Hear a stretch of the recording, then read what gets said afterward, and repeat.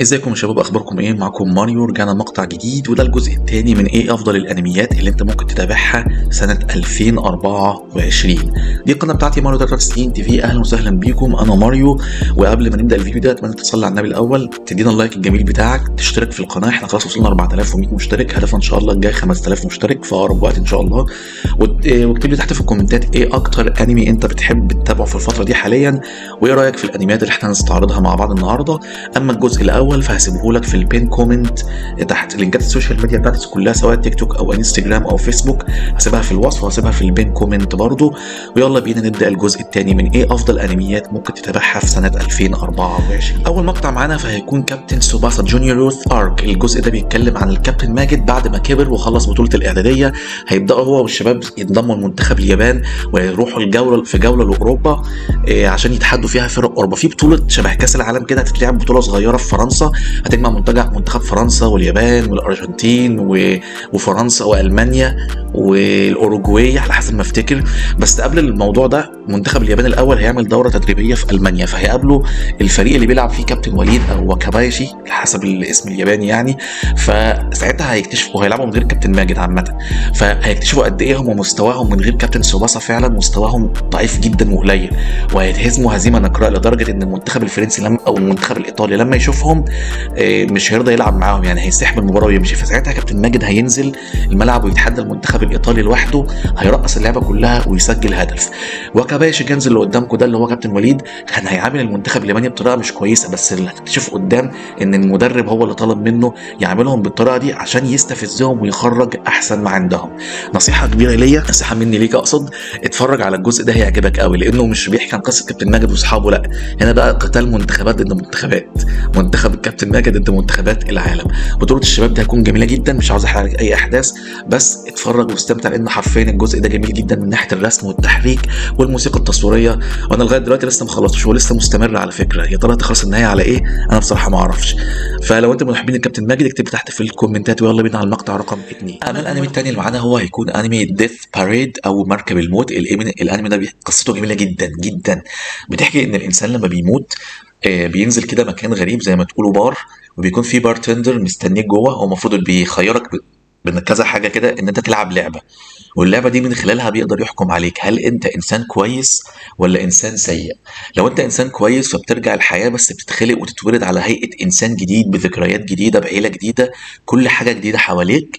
اما لو انت انسان سيء فبتروح حاجه اسمها العدم، وفي العدم ده بتتحول لحاجه شبه الدميه كده، وتفضل في العدم ده الى ما لا نهايه.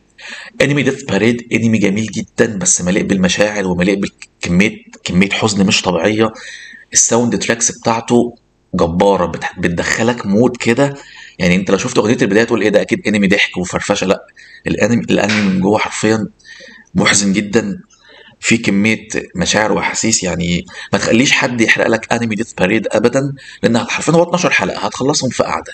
وبجد النهايه بتاعته، يعني انا واحد من الناس انبسطت من النهايه. ممكن ناس تحب النهايه، ممكن ناس ما تحبهاش، ولكن ديث باريد واحد من اجمل الانميات القصيره اللي ممكن تتابعها. يلا بينا على الانمي اللي بعده. اما الانمي اللي بعده هو افضل انمي في العالم حاليا وافضل مانجا مكتسح العالم حاليا، وهو انمي جوجوتسو كايسن.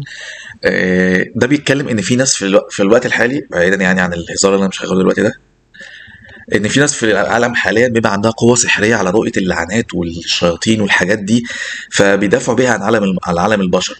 لكن لما تتفرج على جوجوتسو كايسن في المقام الاول او في اول مره تقول، هتحس ان سيزون 1 يعني الجزء الاول بتاعه مفيش فيه حاجه تشدك، لكن الرسم قوي جدا، الساوند تراك قويه، اغنيه البدايه والنهايه قويه جدا. فهتحس ان الاحداث يعني احداث عاديه في البدايه، بس خد بالك دي اصلا بدايه القصه. انت بعد كده لما تتعمق في القصه اكتر واكتر، تشوف سيزون 1، بعد كده تشوف الفيلم، بعد كده تشوف سيزون 2 وتقرا المانجا مولعه نار لدرجه مرعبه. المانجا رقم 1 عالميا حاليا. فجوجوتسو كايسن انا بنصحك اتفرج عليه، اوعى حد يحرق لك قصه جوجوتسو كايسن، هتندم ومش هتستمتع بيه ولا تستمتع باي حاجه حرفيا في الانمي. جوجوتسو كايسن من الانميات اللي لو اتحرقت عليك انت مش هتستمتع باي حاجه في القصه. بطل القصه مين؟ محدش عارف. المؤلف حرفيا بيعمل حاجات ما تخطرش على بال المشاهد ولا بال المتابع. جوجوتسو كايسن خليفه اتاك اون تايتن من حيث الشهره ومن حيث الحماس اللي هو موجود فيه. فانا برشح لك جوجوتسو كايسن تتفرج عليه، لانه حرفيا انمي اكثر من رائع. ونصيحه، ما تتعلقش بالشخصيات. اما الانمي اللي عليه الدور ده، فلو انت عاوز تفصل من كوكب الارض كله وعاوز تعيش لحظات ضحك صريخ من هنا يسمع مصر كلها، فهو انمي يوميات طلاب الثانويه. هسيب لك اسمه او اسمه بالياباني ايه بالظبط في الكومنتات تحت في اول كومنت.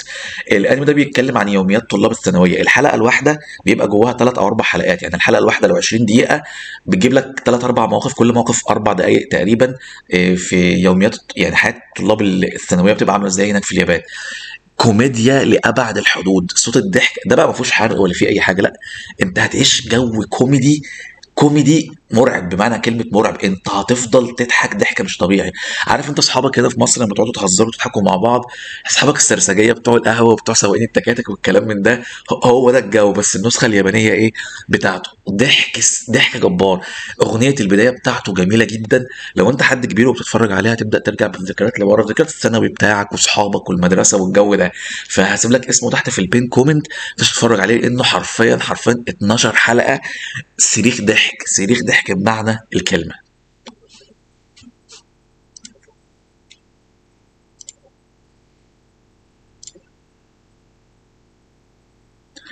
ولو انت وصلت لنهايه المقطع هنا، حابب اقول لك شكرا ان انت كملت المقطع لاخره. ما تنساش تعمل لايك للفيديو ده، تشترك في القناه، احنا قربنا نوصل 5000 مشترك. شكرا على الدعم اللي انتوا عاملينه على الفيديوهات الطويله والفيديوهات الشورتس. شكرا بجد، على يعني مفيش حاجه تانية اقدر اقولها. هسيب لك لينكات السوشيال ميديا بتاعتي في الوصف وفي البين كومنت. انا ماريو، اشوفكم في مقطع تاني قريب، ومع السلامه.